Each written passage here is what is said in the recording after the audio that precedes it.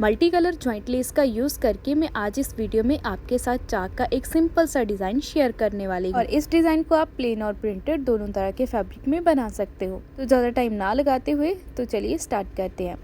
ये मैंने multi colour की जॉइंट लेस ली है और ये फैब्रिक लिया है। फिटिंग वाली सिलाई तक आपको कुर्ती को कंप्लीट कर देना है और उसके बाद मैंने सेम फैब्रिक की फैब्रिक पट्टियाँ फ्यूज़ पेपर के साथ बना कर रखी हैं।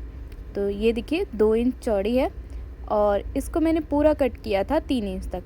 साइड में से थोड़ा थोड़ा फोल्ड करने के बाद ये 2 इंच बाकी रह चुकी है और नीचे मैंने फ्यूज़ पेपर लगाया हुआ है। चाक की लेंथ के अकॉर्डिंग मैंने इसको थोड़ा सा बढ़ा कर रखा है। तो देखिए बराबर रखते हुए दोनों चाक की जो पट्टियां हैं उनको आपस में ऐसे रखेंगे, बाहर वाली साइड उल्टी और अंदर की तरफ सीधी। 2 इंच का मार्क करेंगे सेंटर की तरफ और जहाँ पे 2 इंच का मार्क किया है वहाँ पे एक सिलाई लगा लेंगे, डबल सिलाई। तो ये सिलाई लगाने के बाद दोनों पट्टियों को खोलकर आपस में जोड़ लेंगे कुछ इस तरह से। नाखून के साथ प्रेस कर लेंगे ताकि ये अच्छे से बैठ जाए। अगर आपको बीच में फ्यूज़ पेपर नहीं लगाना है तो आप स्किप भी कर सकते हो, मगर पेस्टिंग पेपर मत लगाना क्योंकि पेस्टिंग पेपर थोड़ा सा हार्ड होता है। मैंने फ्यूज़ पेपर लगाया है, ये थोड़ा सा सॉफ्ट होता है। ठीक है, तो उसके बाद क्या करना है, जॉइंट लेस को लेना है। तो इन पट्टियों के बीच में जॉइंट लेस को रखना है। जॉइंट लेस की जो किनारी होती है उसको दबा कर रखना है और किनारी की तरफ सिलाई लगाएंगे कुछ इस तरह से, आप देख सकते हो। तो एक ही सिलाई के साथ आपकी लेस भी लग जाएगी और ऊपर और नीचे वाली पट्टी के ऊपर भी सिलाई आ जाएगी। ठीक है, तो इसी तरह से आपको दूसरी चाक में भी लेस को ऐड कर लेना है। आप चाहो तो जॉइंट लेस चौड़ी पतली अपने अकॉर्डिंग ले सकते हो, अपने डिज़ाइन के अकॉर्डिंग। अभी दूसरी तरफ भी जॉइंट लेस को लगा लेंगे। ज़्यादा चौड़ी लेस वैसे इसमें अच्छी नहीं लगेगी, आप कम से कम आधा इंच चौड़ाई वाली या फिर इससे थोड़ी सी कम भी ले सकते हो। इससे कम भी आती है मगर वो इतनी दिखती नहीं है। आप 1 इंच तक इसकी चौड़ाई ले सकते हो, बाकी आपकी चॉइस है, आपको कैसी लेस अच्छी लगती है। तो दूसरी चाक में भी लगा लेने के बाद हमारा एक चाक का पैच बन जाएगा, मतलब एक साइड वाली दोनों चाक का पैच बन जाएगा। इसको हमें कुर्ती के एक साइड में पहले लगा लेना है। सेम इसी तरह से दूसरी साइड में भी लगाएंगे। तो एक ही साइड में मैं आपको लगाना बताऊंगी। तो ये कुछ इस तरह से हो चुका है। अभी देखिए इसकी एक चाक की जो चौड़ाई है वो कितनी है, इसको मापना है। ठीक है, तो यहाँ से मापेंगे। तो ये कम से कम 1.5 इंच है, किनारी को छोड़कर मापना है। लेस की जो किनारी है 1.5 इंच और यहाँ पे चौड़ाई इसकी 3 इंच है। डबल फोल्ड करके रख लेंगे।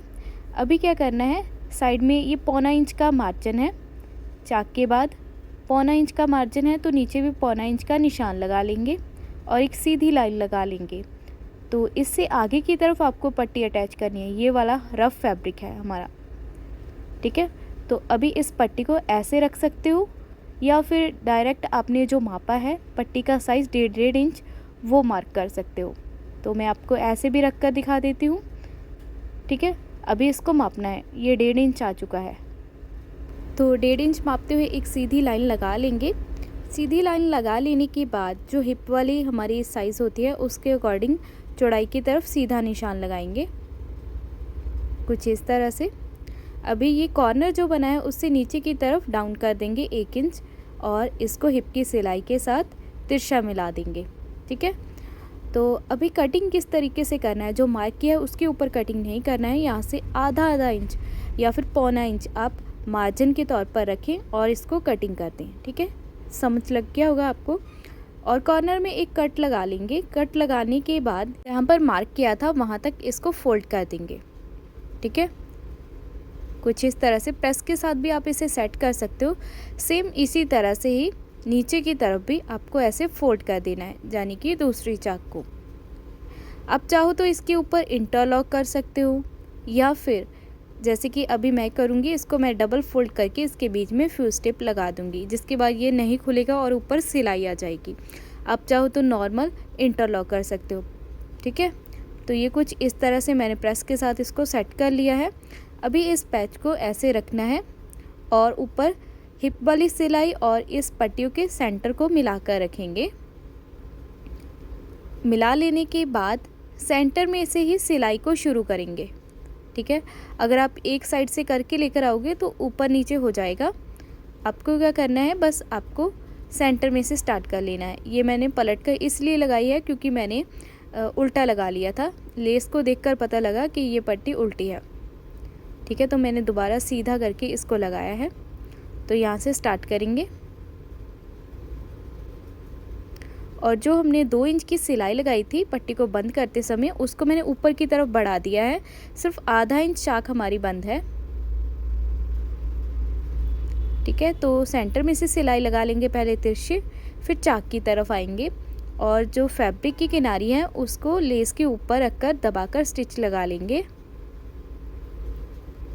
तो बहुत ही आसान तरीका है इस तरह से पट्टी के बीच में जॉइंट लेस लगाने का। एक तरह से ये चाक का बहुत ही सिंपल सा और खूबसूरत डिज़ाइन बन जाता है। तो सेम इसी तरह से ही सेंटर में से सिलाई स्टार्ट करें। अगर आप नीचे से परफेक्ट ऊपर की तरफ सेंटर मिला सकते हो तो नीचे से स्टार्ट करना। अगर आप पहली बार बना रहे हो तो सेंटर में से स्टार्ट करना। मैं इसलिए सेंटर में से स्टार्ट कर रही हूँ ताकि आपको अच्छी तरह से समझा सकूँ।